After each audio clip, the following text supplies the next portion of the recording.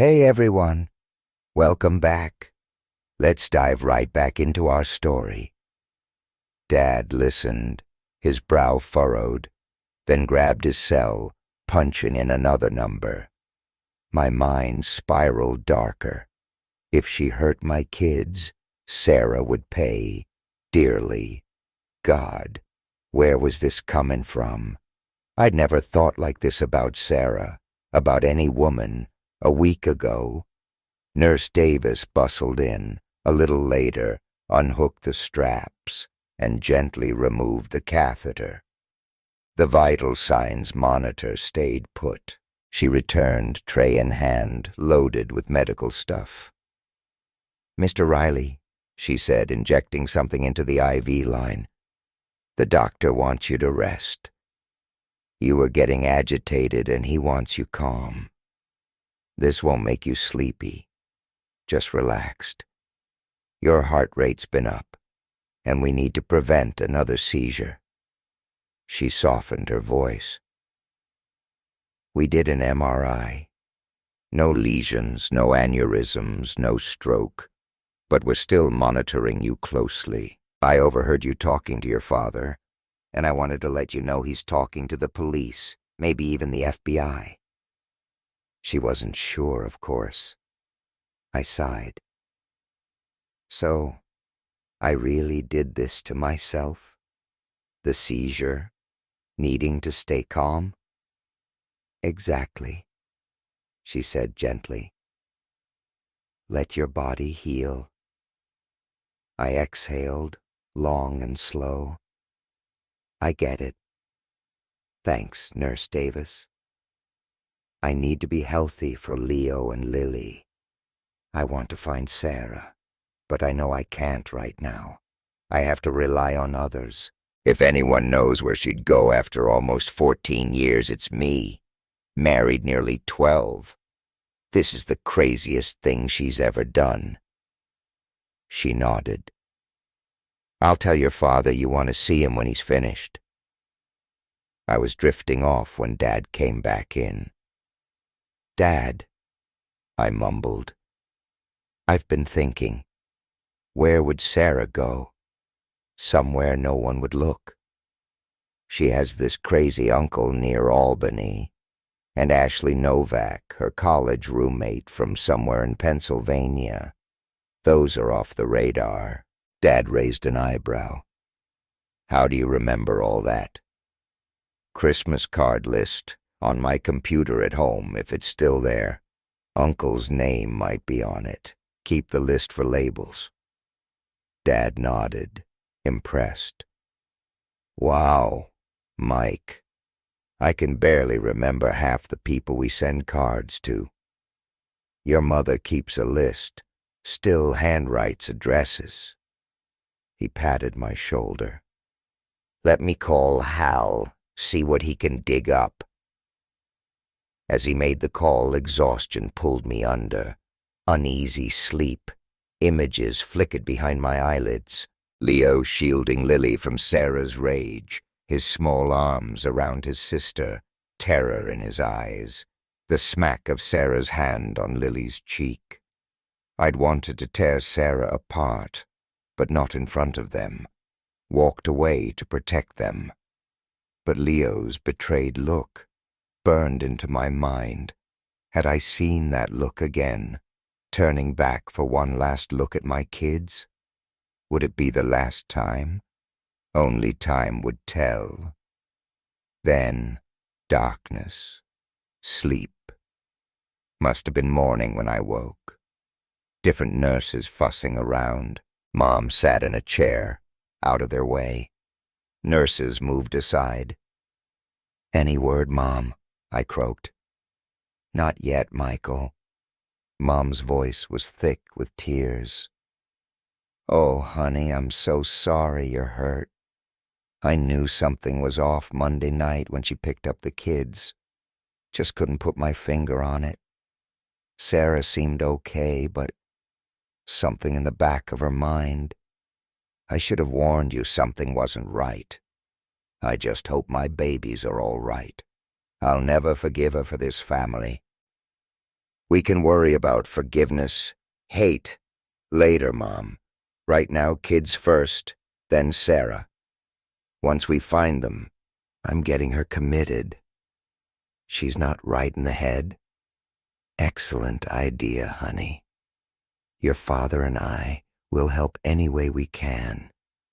We love you, love your children, even came to love Sarah, but not her temper. Temper. You've seen it before? Last time I remember was 5 years ago, after you went back to school. Seen her mad since then?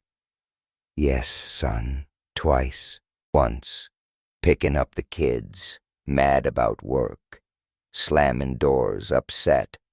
I calmed her down. Seemed better when she left. Other time, Leo tore his jacket at school. She almost slapped him, but I grabbed her hand. Slapped her face so hard my hand stung. She turned, hand raised, but Leo jumped up, grabbed her arm, hung on. Then she just crumpled, sobbing about whatever set her off. I should have told you both times, but she made me promise. Your father doesn't even know, but he will, soon as I see him. Mom, has it been happening more lately, since she went back to work after I went back to school? Well, now that you mention it, she has been a bit more irritated picking up the kids, but she calms right down once she sees them, or if I call her out on her attitude. I need to call Dad, now. Tell him everything. The other 2 times, Monday night too. Police, FBI need to know. Sarah's sick, Mom, needs help, and I'm gonna make sure she gets it. You're such a good son, Michael. Good man. So glad you turned out like you did. Most men would have killed a wife who took their kids like this. If it's just temper, Mom, I'll get her help. But if she's doing this to hurt me, killing her might not be so bad. We'll see.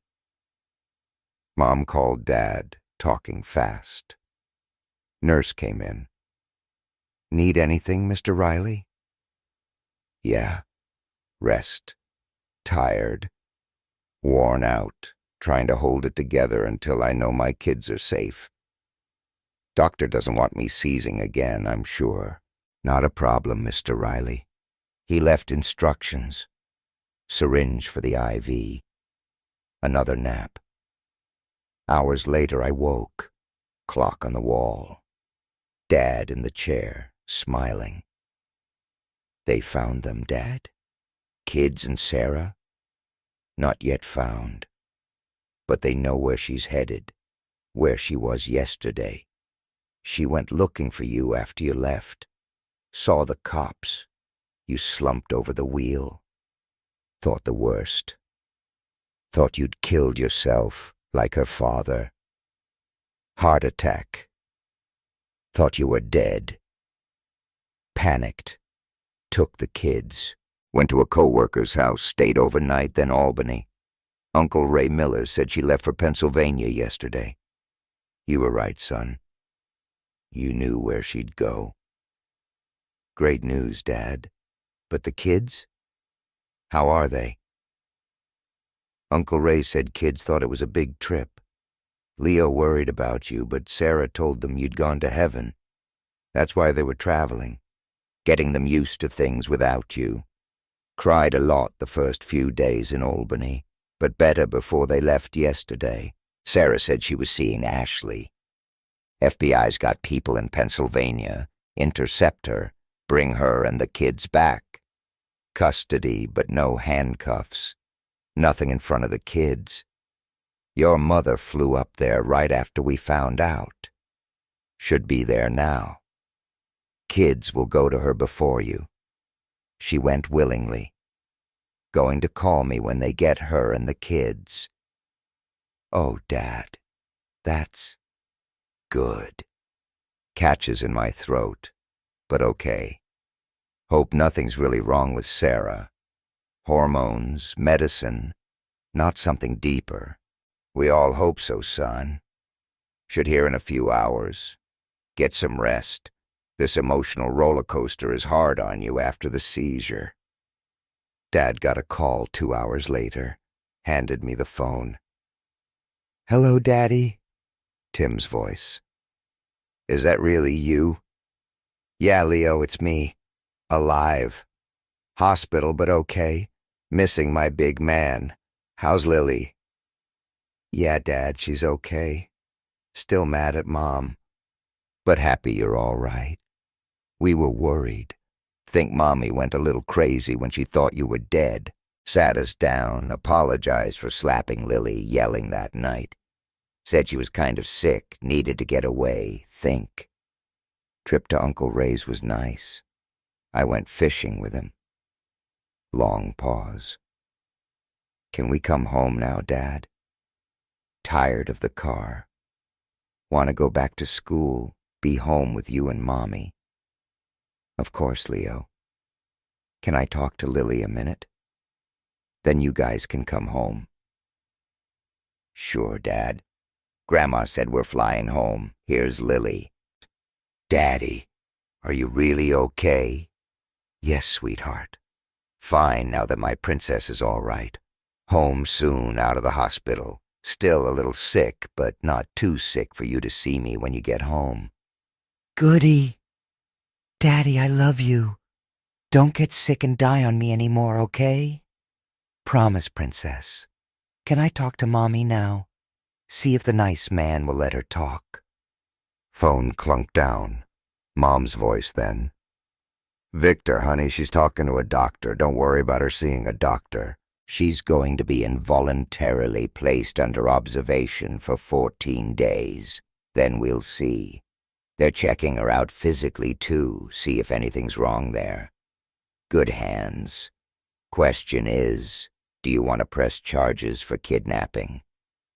"No, Mom. Just wanted kids safe. No big fuss, no charges. If she's sick, like I think, and that's it, no. Don't want to hurt her that much. If it's something else, we'll see. FBI's involved. Something'll come of it, but I'm holding off. Tell the doctor everything about Sarah lately. Squinting when reading large print library book. Jack mentioned something. They'll wait and see. Test results. We should be home tomorrow. See you soon after. I'll tell the doctor everything. Thanks, Mom. You and Dad, greatest parents ever. Love you both. We love you too, son. See you soon. Bye." Gave the phone back to Dad. Wept tears of joy. Kids all right. Sarah getting help. I was okay, health-wise. Felt like I was on the upswing. Rosy future, depending on what they found out about Sarah. Laid back, slept, relieved, exhausted. They found my children unharmed. Homecoming was emotional. Hugs, kisses. Released from the hospital a week later. Sarah still had 6 days observation at a facility in Austin. They tested her, told her I was divorcing her, had taken off with the kids. Finally got to see her. "I know you're sick, Sarah," I said. "I'm not sure if it's in your mind, hormones, or something else, but I'll find out. You probably won't want to be around me for a while. You've built up a lot of anger in me. I take martial arts. Know 50 ways to hurt you like I've been hurt. Wanted to hurt you for what I went through that night the next 4 days.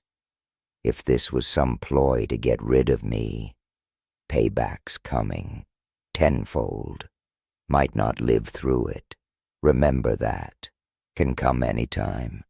Still some love for you, but trust, gone. Maybe forgive someday, never forget. For your sake, get well. Learn from your mistakes. I'm so sorry, Victor. For everything. Scared the children, I know. But I was so afraid you were dead. Slumped over the wheel. Cops there. Panicked. Left. Stayed with Ashley and Steve. Then Uncle Ray's. Next morning, Pennsylvania. Guess you know the rest. Ill-fated journey to hide. Doctor says I am sick, Victor. Not just my mind. Brain tumor. Apparently. Maybe since we met. Not malignant, they think. Taken so long. Want to operate after I get out. Then back for observation. Want it done. But can't authorize it here. You'll have to, next of kin. Forgive me enough to let me have the operation. If it goes well, back to normal. Move on. If not, might not kiss my angels again. Need to see them before surgery. Tell them I love them. I love you more than I can say, Victor. But sometimes didn't like you much. Doctors say tumor. Pressure on emotion parts of brain. Triggered when upset. Aggravated tumor. Messed with emotions. Cycle. Couldn't break it. Kids, you. Calmed me most of the time. But Mark Davies and Tom Baker at work, harassing me. Filed a complaint. Next day, Mark threatened me. Reported it again. HR ignored me. Went to their boss, said he'd handle it. Poor performance review instead. Found a lawyer. Sue the company. Mark, Tom.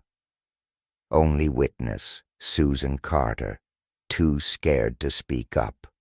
Made me so angry at men. Then you said surprise. I blew up. So sorry. Springfield. Realized what I'd done. What I needed to do to fix it. Hope my apology isn't too late, Victor. Problems mounted, overwhelming. My surprise Tuesday night? Project finished early, under budget.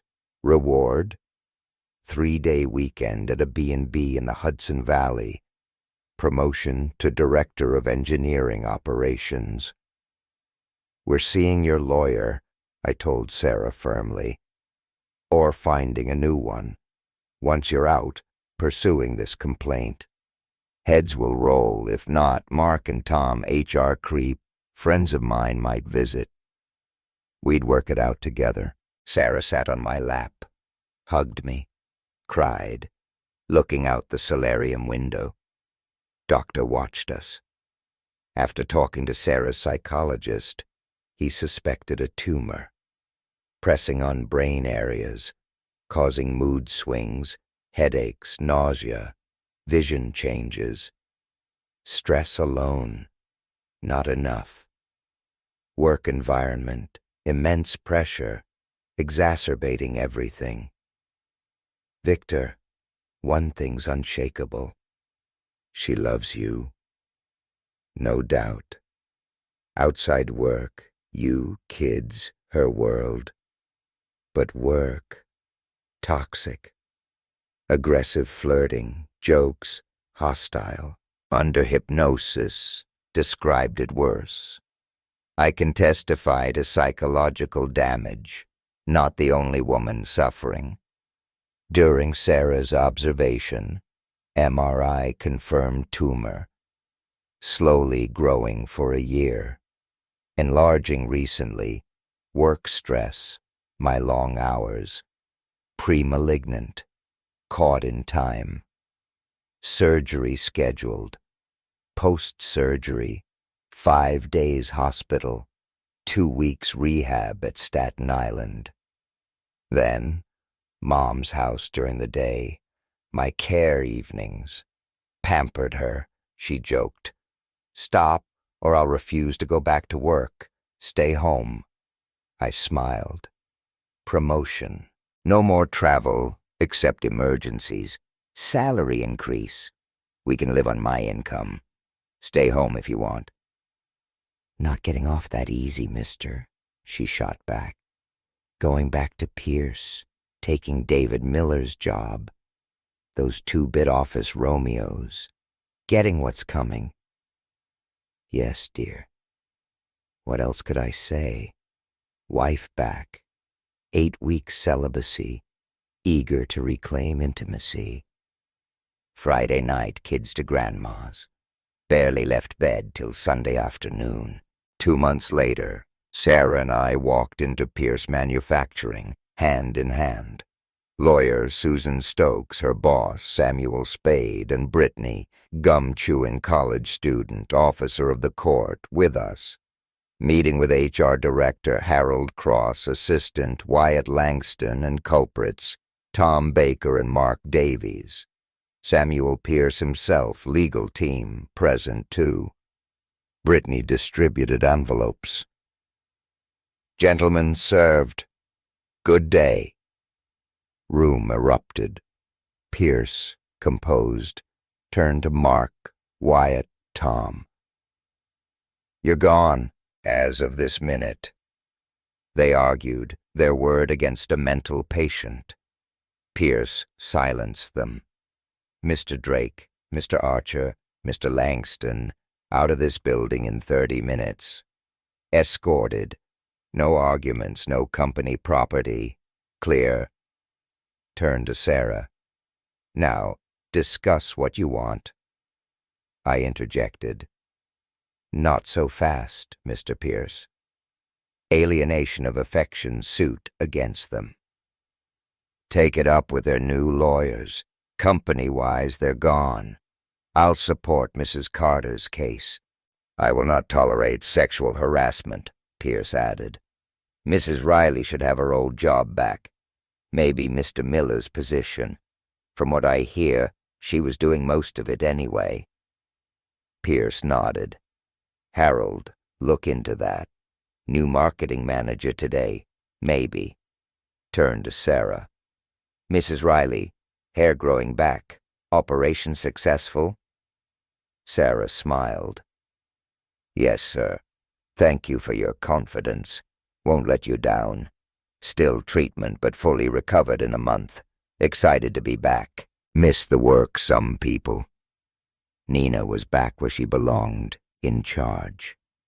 No further matters. Back to work, Pierce said. Gaze swept the room. Turned to Sarah. Legal team will be in touch regarding compensation. I shifted to Sam Spade. Contact you or Miss Stokes about settlement. Sam leaned forward. Miss Stokes, primary on this case. Small smile. Appreciate how you handled things, Mr. Pierce.